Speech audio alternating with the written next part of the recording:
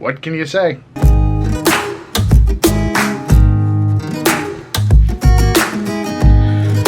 What's up, worldies? Welcome back to Too Fat for Footy.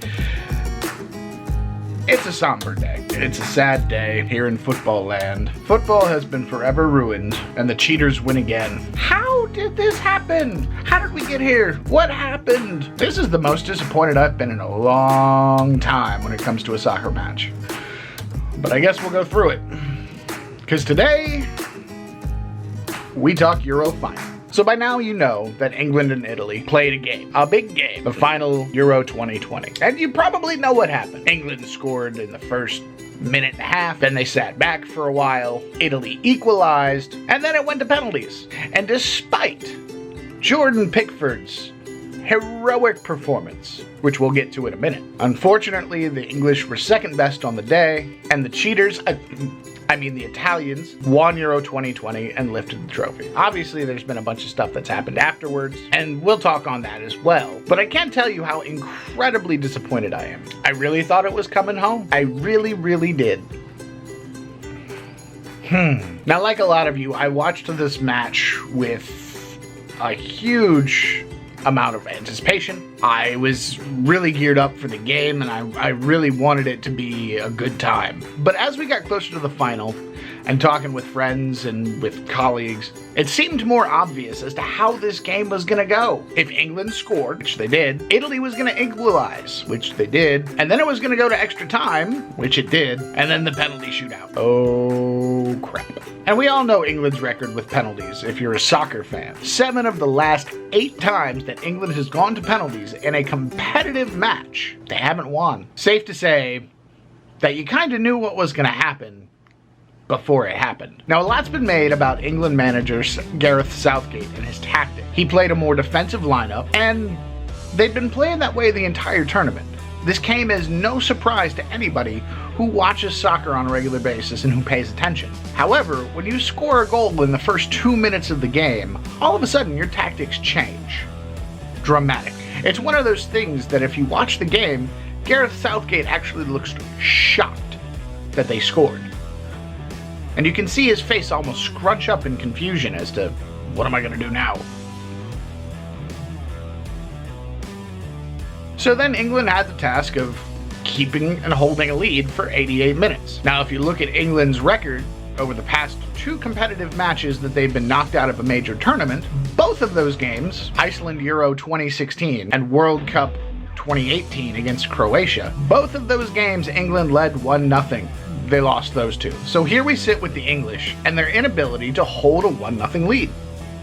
That's what it comes down to. But they've been playing that way for the entirety of the tournament. This is nothing new. It's not a surprise. Unfortunately, Gareth Southgate is getting all kinds of crap online and in the media and on the radio shows about his tactics, even though they had led them all the way to the final.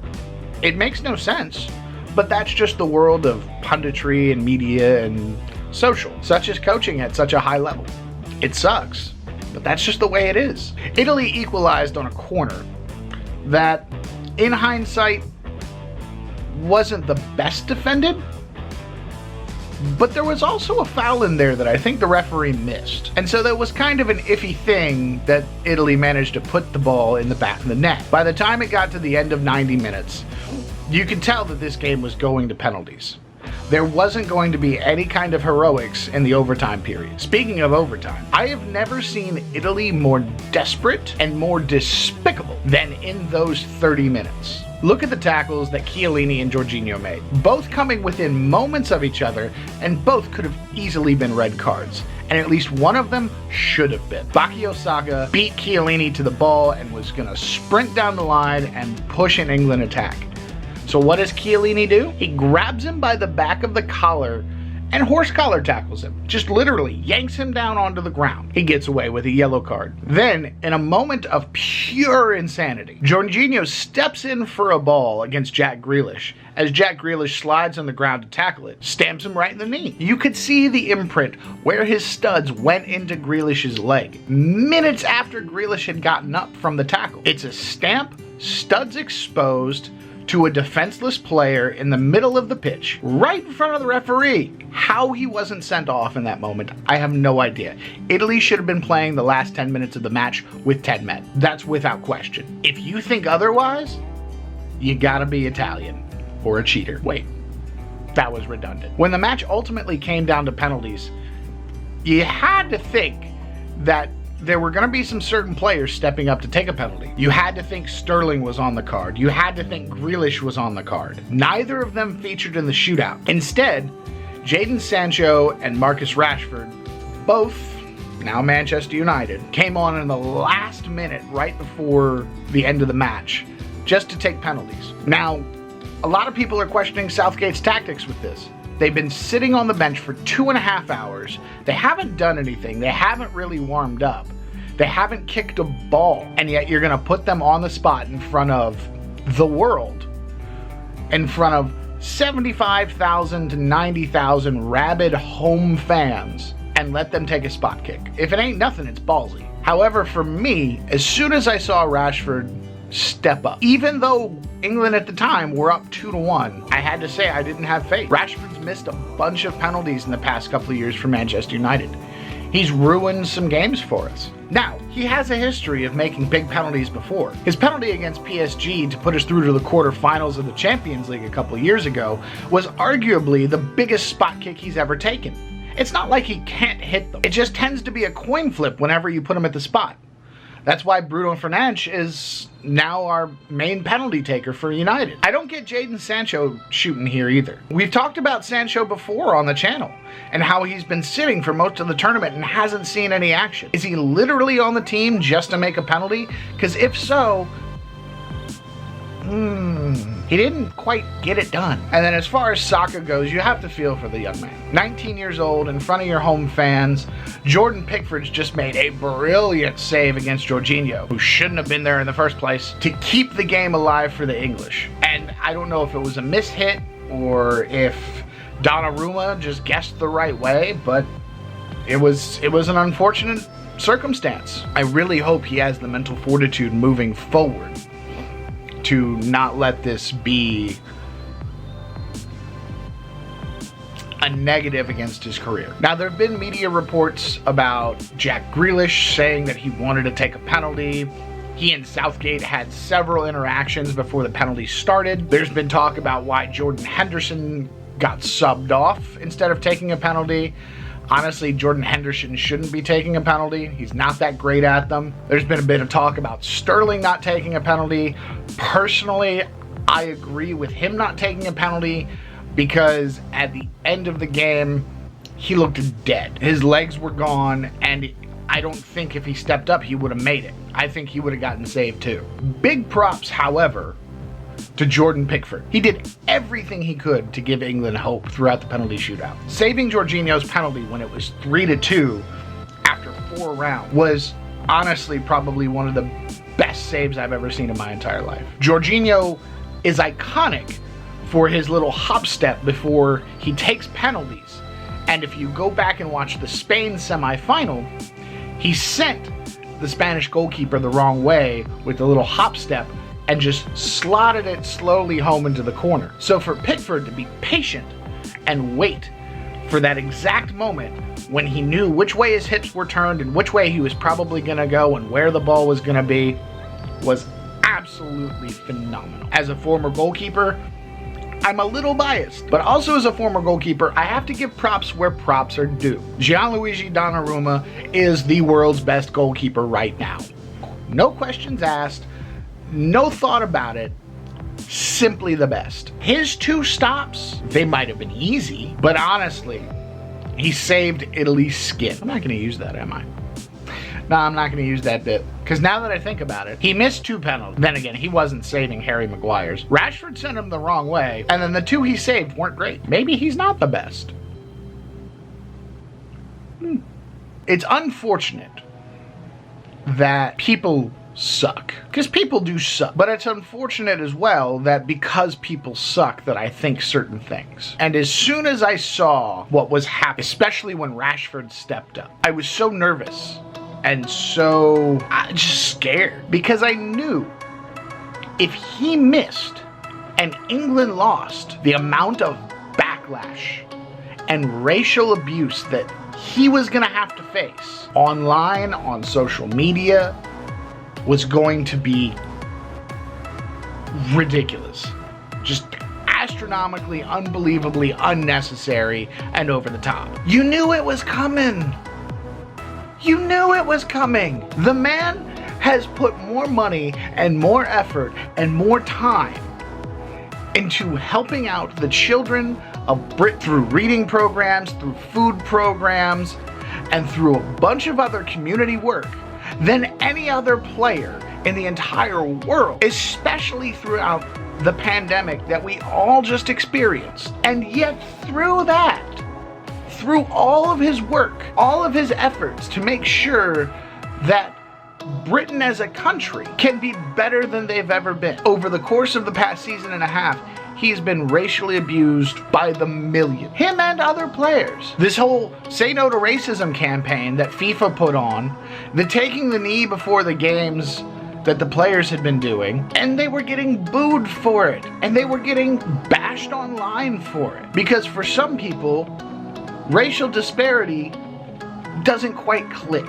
And unfortunately, because we live in the climate that we live in the States, and in Britain, and in plenty of other parts of the world, as soon as he stepped up, my first thought wasn't, oh, I hope he makes it, because I want them to win. No, my first thought was, oh, I hope he makes it so he doesn't get shit on online. I hope he makes it so I don't have to see monkey emojis. I hope he makes it so I don't have to see the N-word posted all over YouTube and Instagram and TikTok. And that's sad. That's the sad part. And of course, sure, he missed. But then Jadon Sancho's up next. Oh God, please let him, please let him make up for this. Please. Because if England can come back and win this, then, you know, Rashford's going to get a little bit of mess, but it'll be far less drastic and it can be dealt with, right? Sancho missed. And then down 3-2. Pickford's just made the fantastic save of the tournament to keep England alive, and Bukayo Saka steps up.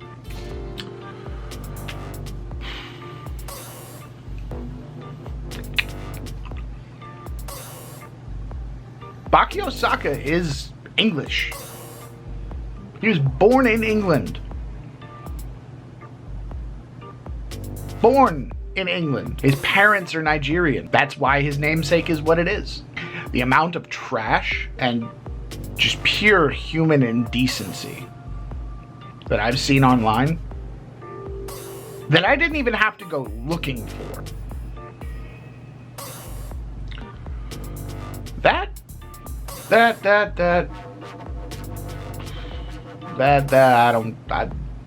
don't have any words. And unfortunately, I feel helpless. I feel I'm frustrated, and that's nothing compared to what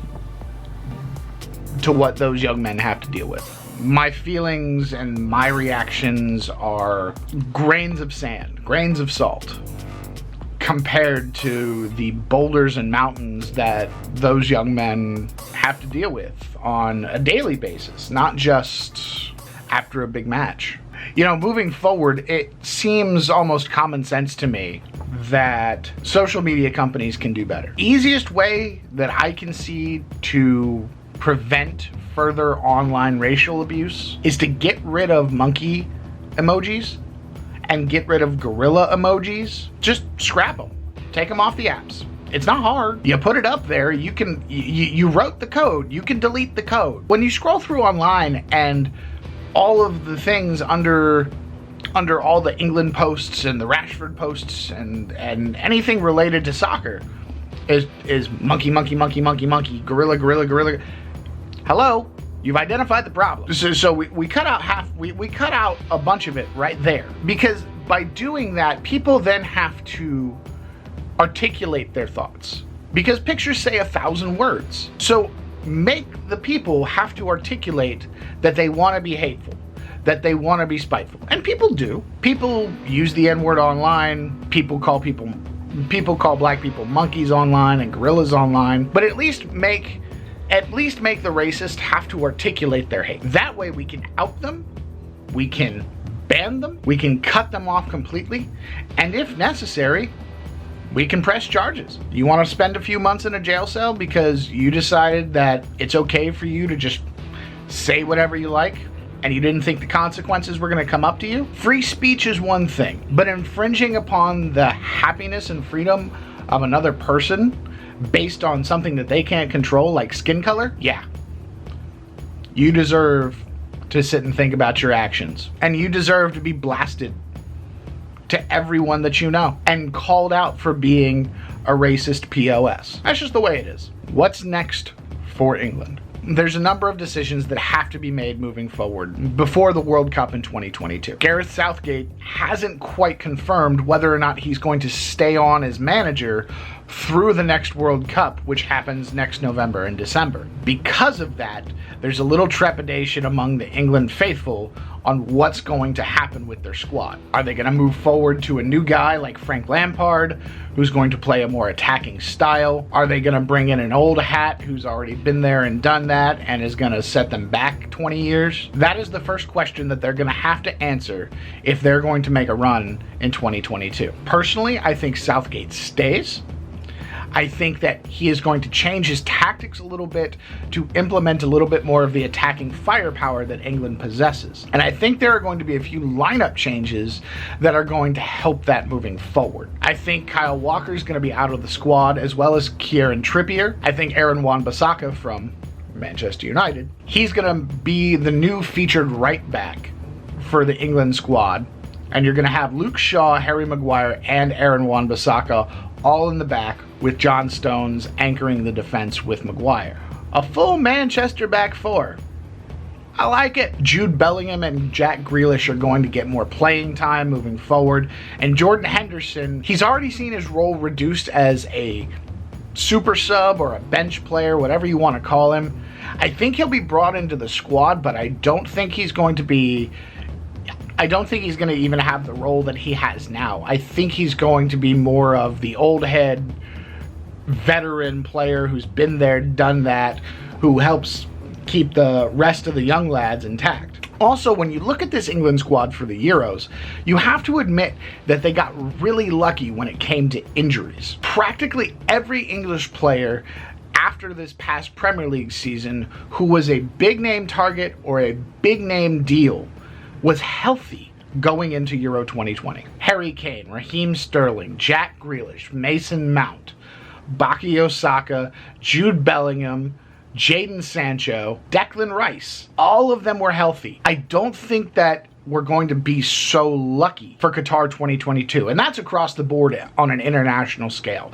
There are going to be some high-profile stars scalped from that tournament because it's being held in the wintertime mid-season. So you could see Jack Grealish having to fill in for a Mason Mount because Mount caught an injury at the beginning of the Chelsea season. Or you're going to see possibly a Dean Henderson in goal because Pickford had an injury. There's going to be a lot of luck involved getting this same squad with the same core back to Qatar intact. However, the outlook for England in this instance is ridiculously bright. I'll use France as an example for what I feel in my chest is going to happen in Qatar 2022. England's going to lift the World Cup. I know. What? What? James, you just said the craziest shit I've ever heard. Yeah, I know that was crazy, especially coming off a loss yesterday. What am I talking about? Look at it this way. In 2010, France didn't even make it out of the group stage in the World Cup. Raymond Domenech screwed over the entire French squad, and it was doomed from the start. France brought in Laurent Blanc. Say that 5 times fast. France brought in Blanc for the 2012 Euros, and they finished in the quarterfinals. That was nice, but they needed something new. They needed a better idea man at the head. In come Didier Deschamps. I'm getting real nasally here with all this French talk. Deschamps won a World Cup with the French in 1998 alongside Thierry Henry. It seemed that he was going to be a great fit. Sure enough, 2014 World Cup, France makes the quarterfinal. 2 years later, in the Euro final, France narrowly lost out to Cristiano Ronaldo and the Portuguese in one of the most thrilling and drab finals all in one go that we've ever seen. Sure enough, 2 years later, as tournament favorites, France returned to the World Cup and brought home their second Jules Rimet trophy. Let's look at the parallels between that France side and this England side. Roy Hodgson famously screwed England out of doing anything at the 2014 World Cup. They didn't even get out of the group stage. And then in the 2016 Euros, they made the quarterfinals, but barely. They finished second in their group to Wales. So after 2016, Hodgson was out and England was looking for a new manager. Now, England brought in Sam Allardyce, but quickly had to scrap him after 2 months after comments that he made in a video surfaced concerning the former manager and Hodgson. In comes Gareth Southgate, a new man with new ideas at the head, just like Didier Deschamps did for the French. Since Gareth Southgate has been manager, what has England gone on and done? Well, they made the semi-finals of the World Cup in 2018, a similar parallel to the 2014 World Cup for France. Then they lost the final of Euro 2020, just like the French. The parallels are all there. So what does that mean for Qatar 2022? It's coming home. I'm really starting to get tired of that song, not gonna lie. But honestly, history likes to repeat itself. That's what it does. Humans do things, and then they keep doing those things because new people come along and have to understand how they did the things, and then they repeat the things. That's people for you. Despite my convoluted craziness just then, England's gonna bring home the World Cup in 2022. Sorry to all my American fans out there. Our time's come. The Americans aren't there just yet. There's not a lot of depth at the international level that can really do much harm to the English. The Italians are gonna fade after this Euros. Their squad isn't built for a World Cup tournament. Their squad is built strictly for a European tournament. Spain still have to figure out their issues. France might fall off depending on what Paul Pogba does. And Conte's not gonna be around forever to cover his butt. Germany might revamp, but it's gonna take a lot for them to get the depth that they need to run through that gamut. And the Dutch and the Belgians might have blown their shot at winning a title. Brazil can't get their stuff together, and Argentina's gonna be ancient. So what other big contender is going to be putting pressure on England to not get through? We have to look at other continents at this point. You have to look at places like Mexico.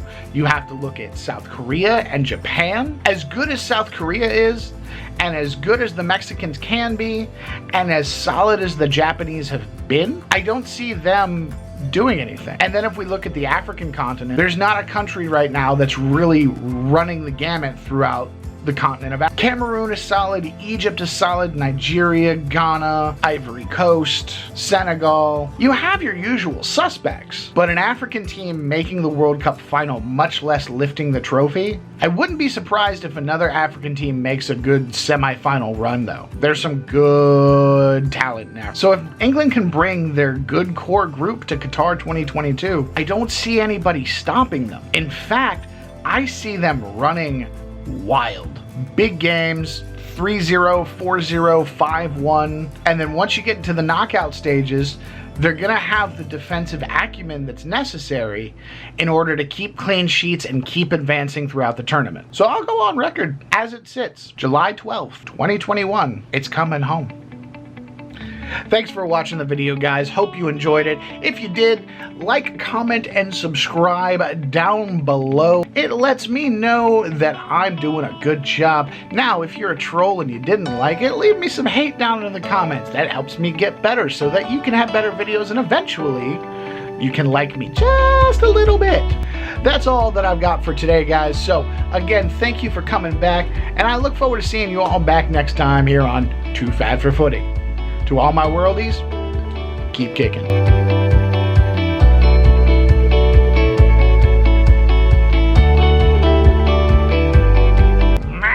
Why can't I get this out? My words will not work. His penalty against PSG.